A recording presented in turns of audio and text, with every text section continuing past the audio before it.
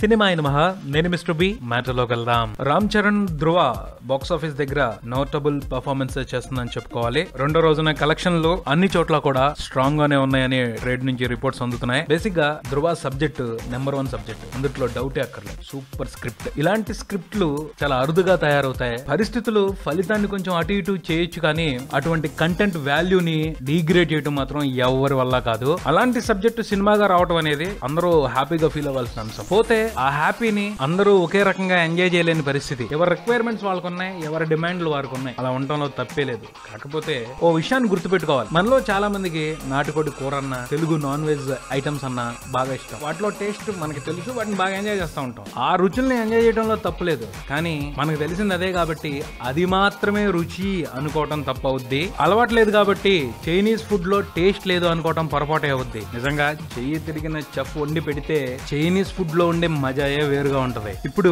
ఇదే రకమైన ప్రాబ్లం మన సినిమాల విషయంలో కూడా జరుగుతుందని చెప్తాను. వినాయక్, రాజమౌళి, పూరి జగన్నాథ్ ఉప్పు కారాలని, మసాలాలని దిట్టంగా తెలుగు ఆడియన్స్ కి అలవాటు చేసి వదిలిపెట్టేశారు. ముఖ్యంగా మాస్ ఆడియన్స్ కి. మాస్ హీరో సినిమా అంటే హీరోయిజం, బిల్డప్ తప్పకుండా ఉండాలి. అట్లీస్ట్ కామెడీ అనే కారం అన్న కరెక్ట్ గా ఉండాలి, లేదంటే తేడా వచ్చేస్తుంది. నాన్నకు ప్రేమతో సినిమా చాలా మంచి సబ్జెక్ట్. క్లాస్ ఆడియన్స్ బాగానే రిసీవ్ చేసుకున్నారు, కానీ మాస్ నుంచి సపోర్ట్ లేకపోవడం మూలంగా సినిమా ఓ మామూలు హిట్ గా మిగిలిపోవాల్సి వచ్చింది. ఇప్పుడు ఆల్మోస్ట్ అలాంటి పరిస్థితి ధ్రువ మూవీది కూడా. ఓవర్సీస్ ఆడియన్స్ నుంచి, క్లాస్ ఆడియన్స్ నుంచి, కాస్త హాలీవుడ్ సినిమాలతో టచ్ ఉన్న ప్రతి తెలుగు ఆడియన్స్ నుంచి సినిమాకి బ్రహ్మాండమైన రెస్పాన్స్ వస్తుంది. కేవలం మాస్ ఆడియన్స్ మాత్రమే ఈ సినిమాని ఎలా రిసీవ్ చేసుకోవాలని ఇంకా ఆలోచిస్తూ ఉన్నారు. వాళ్ళకి కావాల్సిన ఏవో ధ్రువ సినిమాలో లేవు అన్న ఫీలింగ్ లో ఉన్నారు. ఏం చేస్తాం, అలవాటు పడిపోయారు. పంచ్ డైలాగులు లేవు, హీరో బిల్డప్ లేదు, కనీసం కామెడీ లేదు. కామెడీ లేకపోయినా ఓకే, హీరో బిల్డప్ అన్న ఉండాలి కదా మాస్ హీరో ఉన్న తర్వాత. మంచి కథతో పాటు హీరోయిజం లెవెల్స్ కూడా స్ట్రాంగ్ గా ఉన్నాయి కాబట్టి శ్రీమంతుని హిట్ చేసాం, ధ్రువలో ఎక్కడ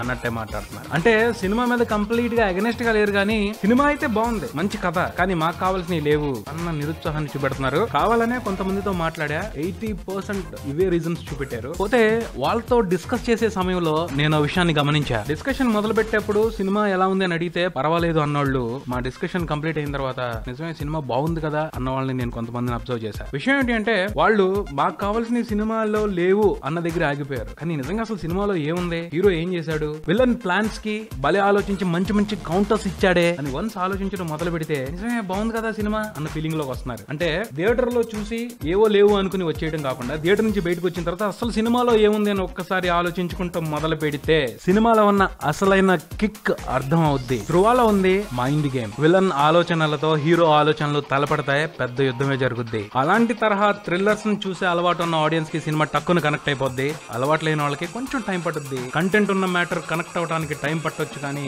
అవకాశం ఉంటే కనెక్ట్ అవ్వకుండా ఉండే ఛాన్సే లేదు. శంకరాభరణం సినిమాని అప్పట్లో 2 వారాల తర్వాత కానీ జనాలు రిసీవ్ చేసుకోలేదు. వన్స్ కనెక్ట్ అయ్యాక మాసు క్లాసు అని తేడా లేదు, శంకరాభరణం సినిమాని మొత్తం తెలుగు ప్రజలందరూ ఆదరించారు. ఐ మీన్ మనకున్న ప్రాబ్లం ప్రస్తుతం ఉన్న పరిస్థితుల్లో 2 వారాల్లో సినిమా రిజల్ట్ అటో ఇటో తేలిపోవాలి, ఉంటావా వెళ్ళిపోవటమా. అంటే మొదలు పడ్డ షోతోనే సినిమా జనాలకి కనెక్ట్ అవ్వాలి. ఆ తర్వాత ఫాస్ట్ గా క్యాలిక్యులేషన్స్ మారిపోతాయి. తర్వాత తెలిసొచ్చి మనసు పుట్టి చూద్దామన్న సినిమా దొరకదు. ప్రస్థానం అనే మంచి సినిమాకి అన్యాయం అలాగే జరిగింది. మరి అంత దారుణమైన పరిస్థితి అయితే ధ్రువకుండదు, ఎందుకంటే ధ్రువ వెనకాల ఉంది అల్లు అరవింద్. జనాల నాడిని ఆయనంత ఫాస్ట్ గా మరొకరు పట్టుకోలేరు. కాబట్టి ధ్రువ సినిమా గురించి అనుమానం ఉన్న వాళ్ళు ఇంకోసారి ఆలోచిస్తే మంచిది. నా నమ్మకం అయితే అద్భుతమైన సబ్జెక్టు. ఇలాంటి కథలు ఆడితే ఇంకా చాలా రకాలైన సినిమాలు మనోళ్ళు తీసే అవకాశం ఉంటది, మనం ఎంజాయ్ చేసే అవకాశం ఉంటది. ఎంత బిర్యానీ ఇష్టం అయితే మాత్రం పద్దపద్దాకా అదే తినాలంటే విసుగొచ్చేదు. అరే అదెట్టా పెళ్లి చూపులు, ఎక్కడికి పోతావు చిన్నవాడా, ఇలాంటి సినిమాలు హిట్ చేస్తున్నాగా, అందులో ఫ్రెష్నెస్ లేదా అని అడగొద్దు. కొంత ఫ్రెష్నెస్ తో పాటు